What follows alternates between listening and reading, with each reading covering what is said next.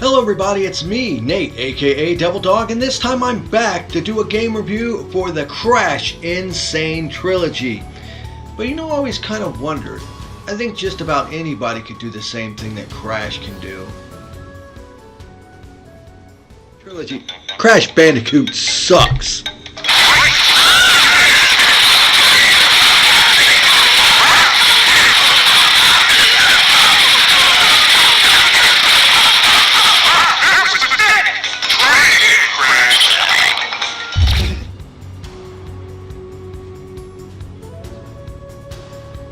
Okay, maybe not. Well, here's the review.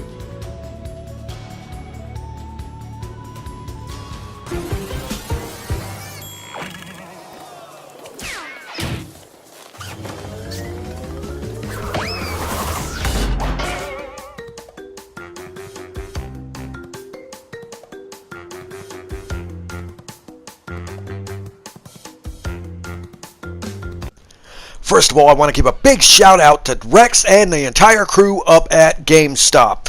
This is my review for Crash Bandicoot, the Sane Trilogy. It was developed by Vicarious Visions and published by Activision and was just released June 30th of 2017 on the PlayStation 4 system. It is a collection of remasters that were rebuilt from the ground up using the original geometry to build the games of pretty much the first three games in the Crash series. Crash Bandicoot, Cortex Strikes Back, and Warped. It is the same basic gameplay considering it is the same three games when they originally came out, where it consists of you smashing boxes to collect Wampa Fruit, spinning and jumping to kill enemies, and going and collect enough Wampa Fruit you'll get extra lives. You collect 3 or more Aku Aku masks which will make you invisible, and for the most part the whole plot of the game is to collect crystals. It does add some new features to the original games, including pause menus, which are pretty nice. A really in-depth, well-done save system. The very first game in the series actually had no save system at all. Has unified checkpoints. Both can be set to manual and automatic saving as well. And it also introduces time trials for all 3 games. Only originally Warped had time trials, so they went back and they added it to the original first 2 games as well.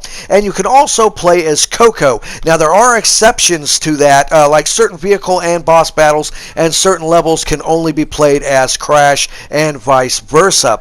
Now, Vicarious Visions even added new animations and remastered audio, so it still does have all the classic songs that you're used to, but they did remaster it and add a little new, some nice touches to it here and there, including some neat new death animations and some new idle animations. One of them, for especially neat, is called Wumpa Volley, and it was a contest winner for idle animation, and when you see it, it's pretty damn good. This game does feature PlayStation 4 Pro support with 4K, but I'll be honest with you, it seems kind of more like 2K because it doesn't really run in 4K. It runs in like 1440, which is still pretty damn impressive.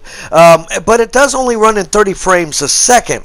Now, most all the original voice cast does return to reprise their roles, including John DiMaggio. He's well known for doing the voice of Bender in the Futurama. Maurice LaMarche, and overall the length will take you about 15 to 20 hours to get through them. Now, speedrunners can be able to get through all 3 games quicker, but it can take you way longer for casuals and also people who are diehard fans to actually get all the trophies, because they did add trophies to all 3 games. And remember, people, these games are hard.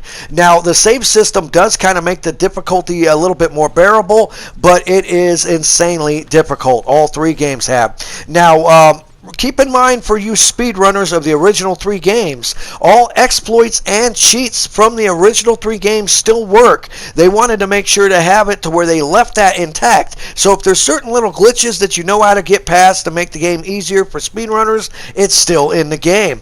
Now, rumors have it that there might be a timed exclusive only on PS4 with a possible version down the road for Xbox, PC, and Switch. That's mainly because Activision owns the rights for Crash Bandicoot now, so there might be a chance down the road for this not just to be on PlayStation, which would be a first for the Crash Bandicoot series, which would be phenomenal. It's only fair that other game systems get to try these classic games. Now, they do plan to have DLC for this as well, which are pretty much, I'm believing, are going to be the lost levels. The lost levels that were on the original Crash Bandicoot, a lot of them are on the disc, and if you used a game chart, you could actually access it and actually play them. Like, one is called Prototype, where it's basically just a room to test all the abilities, like the jumping mechanics and stuff like that.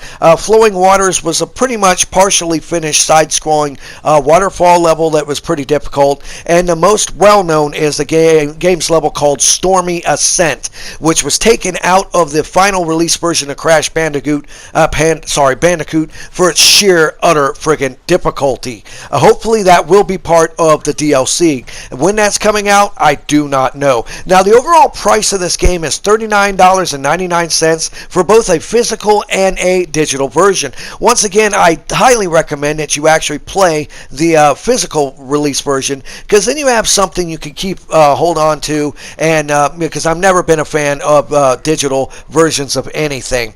Now, does it play well? Yes. Now, here's the thing. If you've never played any of the Crash Bandicoot games before, they are insanely difficult, and compared to some of the modern day games that they have nowadays, you're going to be forced in the perspective of running towards the screen, away from the screen, or side scrolling. And it's kind of small, almost like not on rails. You do have freedom of movement, but it's not really a giant open area you can go through, and it is very insanely difficult. Now, all in all, it is a phenomenal job that they did on these three games. The graphics are just fantastic, and it is the original three games, so it does have a lot of content for you to get through. However, there are some problems with this series that I've got to talk about. First of all, I have experienced slowdown. At certain points in the game, it will stutter a little bit, and keep in mind, I'm playing this fully maxed out on a PlayStation 4 Pro system. I do not know if it will be more intense on a regular PlayStation 4 system, but on the Pro there is still slowdown issues. And I've also noticed, even though they added FurK sliders, FurK shaders to Crash and Coco and certain other creatures in the game, there are certain cutscenes when you get close enough and you can tell how they did it. It looks like he's wearing like a fur coat texture over top of him. From this distance away, he looks fantastic. Up close, it kind of looks kind of stupid. Now, keep in mind, I think by far the first game in this series is the weakest of the bunch, because after all, it was the first in the series. There aren't as many moves. It basically consists of only your spin attack and your jump. That's really about it through the entire game. Now, the second game is by far the best in the series. It does add a bunch of new mechanics to the game, including the slide and some other stuff. And the third of all actually has some of the levels which I hated the most, which, like some of the underwater and driving levels, seem kind of floaty in terms of the control.